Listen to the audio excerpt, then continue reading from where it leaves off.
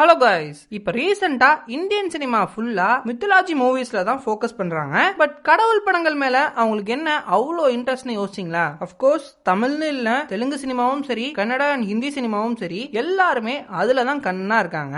முன்னெல்லாம் ராமர் அண்ட் ராமாயண் மேல தான் இன்ட்ரெஸ்ட் காமிச்சாங்க. பட் இப்ப ராமரை தாண்டி கிருஷ்ணர், ஹனுமான், ஏன் முருகன் அண்ட் கருப்பசாமி படங்கள் கூட வருது. ஆனா இதுல கவனிக்க வேண்டிய விஷயம் என்னன்னா, இந்த காட் ஓரியன்டட் படங்கள் பெருசா ஃபிளாப் பண்ண மாதிரியே தெரியல. ஒன்னு ரெண்டு படங்களை தவிர்த்து மத்த எல்லா படங்களுமே ஹிட்டா தான் இருக்கு. சோ ஏன் இப்படி மித்தாலஜி படங்கள் இப்ப ரீசெண்டா ட்ரெண்ட் ஆகுது அண்ட் அதே மாதிரி ஏன் எல்லாரும் டெவோஷனல் ஜானர் ட்ரெண்ட் குள்ள போறாங்கன்னு தான் இந்த வீடியோல பார்க்க போறோம். சோ எப்பவும் போல இந்த வீடியோலயும் 5 காரணங்கள் கான்செப்ட் தான். அதுல முதல் காரணம், இவங்க ஹாலிவுட் ஸ்டைல காப்பி பண்ணிட்டாங்க. ஏன்னா ஹாலிவுட்ல இப்படிதான் காமிக்ஸை பேஸ் பண்ணி படங்கள் எடுத்தாங்க. அண்ட் இவங்களும் இப்ப ராமாயண், மகாபாரதம் மாதிரி நாவல் புக்ஸ் பேஸ் பண்ணி படங்கள் பண்றாங்க.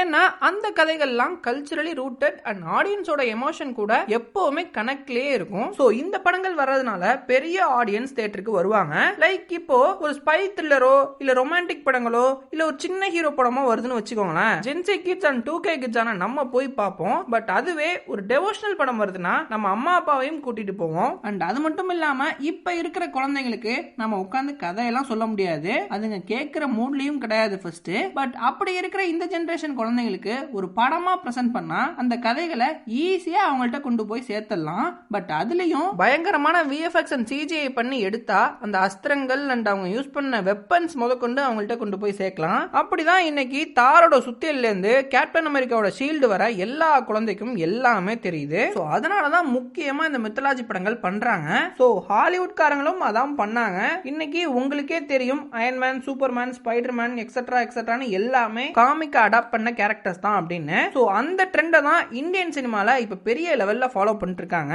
பார்க்கலாம் இது எங்க போய் முடியுது அப்படின்னு. சரி, ஓகே. அடுத்து ரெண்டாவது காரணம் கமர்ஷியல் எலிமெண்ட்ஸ் ஆஸ்பெக்ட் தான். ஏன்னா காட்ஸ் கிட்டத்தட்ட ஒரு சூப்பர் ஹீரோ மாதிரி ப்ரொஜெக்ட் பண்ணலாம். அப்படி பண்றப்ப அன்மேட்ச்டு ஆரா ஒன்னு கிரியேட் ஆகும். அதையும் ஒரு பெரிய ஸ்கேல்ல பண்ணும்போது மாஸ் கமர்ஷியல் எலிமெண்ட்ஸ்க்கு பஞ்சமே இருக்காது. அதையும் தியேட்டர்ல பார்க்கும்போது அந்த ஃபீல் எக்ஸ்பிளைன் பண்றதுக்கு வார்த்தையே இருக்காது. அதுக்காகவே எவ்வளவு காசுனாலும் கொடுத்து பார்க்க ஆடியன்ஸ் ரெடியா இருக்காங்க. லைக் இப்ப எத்தனை பேரு கதையே தெரியலனாலும் வாரணாசி பார்க்கறதுக்கு ஈகரா வெயிட் பண்றீங்கன்னு கமெண்ட்ல சொல்லுங்க. அதுலயே தெரிஞ்சிடும் விஷுவல் கிராண்ட்னஸ்க்காக எத்தனை பேர் பார்க்கறதுக்கு ரெடியா இருக்காங்க அப்படின்னு. சோ அந்த மாதிரி காட் ஓரியன்டட் படங்கள் எடுக்கிறதுனால லாஜிக் பார்க்கணும்னு தேவையே இல்ல.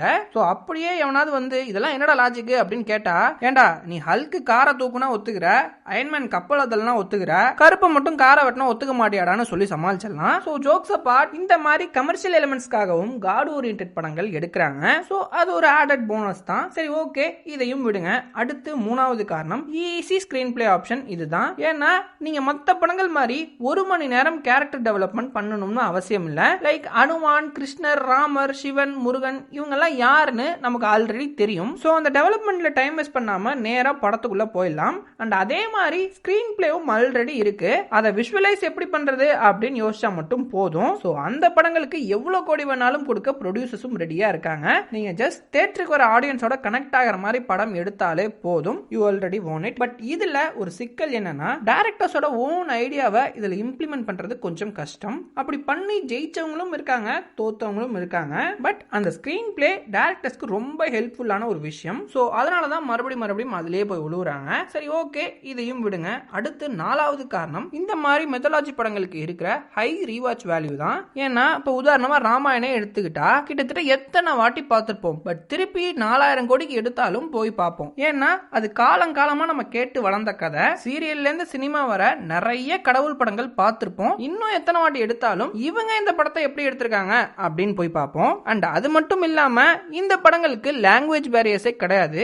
கன்னியாகுமரி டு காஷ்மீர் வரைக்கும் எல்லாரும் பார்ப்பாங்க.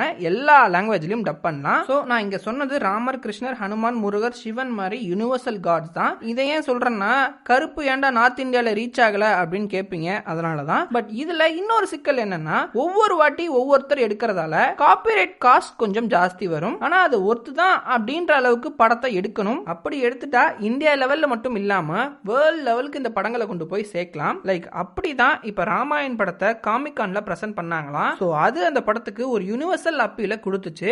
அரௌண்ட் 45 லாங்குவேஜ்ல ரிலீஸ் ஆக போகுது. சோ அப்ப அந்த படத்தோட கலெக்ஷன் ஸ்டாட்ஸ் நினைச்சு பாருங்க. கிட்டத்தட்ட இந்த 4000 கோடி ஒர்த்து தான் அப்படின்ற அளவுக்கு இப்பயே ஃபீல் பண்ண வைக்கிறாங்க. பட் பட் படம் ரிலீஸ் ஆகிறப்ப விஎஃப்எக்ஸ் அண்ட் சிஜிலேயே அதே ஃபீலை கொடுத்துட்டாங்கன்னா கண்டிப்பா அந்த 4000 கோடியும் ஒர்த்து தான். சப்போஸ் ஸ்லிப் ஆனிச்சுன்னா ப்ரொடியூசருக்கு நாமம் தான். சரி, ஓகே, இதையும் விடுங்க. அடுத்து 5வது காரணம், கடவுள் படங்கள் எடுக்கிறது ஒரு மார்க்கெட்டிங் ஸ்ட்ராட்டஜி. அதாவது ஒரு படத்தை ப்ரோமோட் பண்றதுக்கு கடவுள் பேரை இவங்க யூஸ் பண்றாங்க.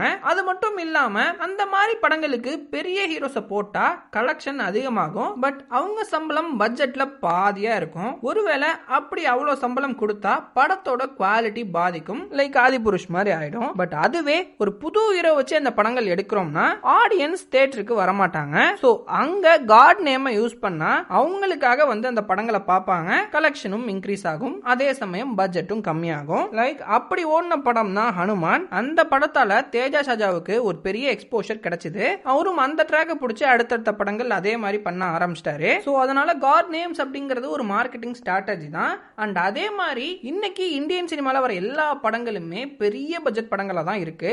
அப்போல்லாம் எனக்கு தெரிஞ்சு சங்கர்னு ஒரு ஆள் மட்டும் தான் பெரிய பட்ஜெட் படங்கள்லாம் எடுப்பாரு. பட் இன்னைக்கு இருக்கிற டைரக்டர்ஸ்ல முக்காவாசி பேரு எடுத்தா பெரிய பட்ஜெட் படங்கள் தான் எடுப்பேன் அப்படின்னு நிக்கிறாங்க. சோ அப்படி பெரிய பட்ஜெட்ல எடுக்கிறப்ப போட்ட காசை திருப்பி எடுக்கிறதுக்காக கடவுள் பேரை சொல்லி ஆடியன்ஸை தியேட்டருக்கு வர வைக்கிறாங்க. சோ அது மட்டும் இல்லாம இந்த மார்க்கெட்டிங் ஸ்ட்ராட்டஜியை தாண்டி நான் முன்னாடி சொன்ன சில விஷயங்களும் இது உள்ள சேரும். லைக் காட் மூவிஸ்க்கு குளோபல் அப்பீல் கிடைக்கும். ஃபேமிலி ஆடியன்ஸோட ஃபுட்ஃபால் இந்த படங்களுக்கு அதிகமாகும். டிக்கெட் சேல்ஸ் இன்க்ரீஸ் ஆகும். ரீல்ஸ் அண்ட் ஷார்ட்ஸ்னு ஃப்ரீயா ப்ரொமோஷன்ஸ் கிடைக்கும். அண்ட் இதே மாதிரி இன்னும் பல பெனிஃபிட்ஸும் இருக்கு. சோ அதனால தான் இந்தியன் சினிமாவை இப்ப ஃபுல்லா டெவோஷனல் ஜானர் மேல ஃபோக்கஸ் பண்றாங்க. சோ இது பார்க்கிறதுக்கும் நல்லா இருக்கு. பட் ஒரு விஷயம், நாவல்ஸ்ல எப்படி இருக்கோ அப்படியே அந்த படத்தை எடுத்தா நல்லா இருக்கும். அதுல போய் இன்ஃப்ளூயன்ஸ் பண்றேன்னு முருகனுக்கு நாமத்தை போட்ட மாதிரி வேற எதுவும் பண்ணா படம் கண்டிப்பா சொதப்பிடும். சோ அதுல கொஞ்சம் ஜாக்கிரதையா இருக்கணும். பார்க்கலாம் இவங்க எல்லாம் இந்த படங்கள்ல என்ன பண்றாங்க அண்ட் இந்த ட்ரெண்ட் எங்க போய் நிக்குது அப்படின்னு. சோ ஃபைனலா ஏன் இந்த மாதிரி god oriented mythology movies and historical movies எடுக்கிறாங்கன்னு